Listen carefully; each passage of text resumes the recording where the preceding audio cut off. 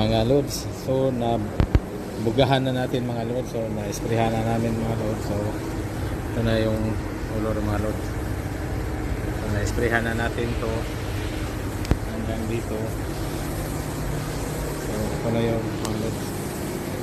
So yung color natin dito is WP.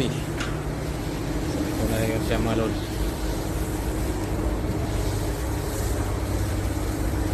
Finish na natin to hanggang dito mga loads. Hanggang dito sa loob mga loads. Ito yung ni-blend natin na door mga loads.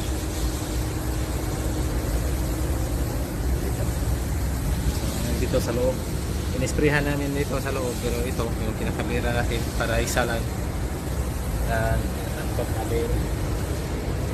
So hanggang sa loob biniblend dyan.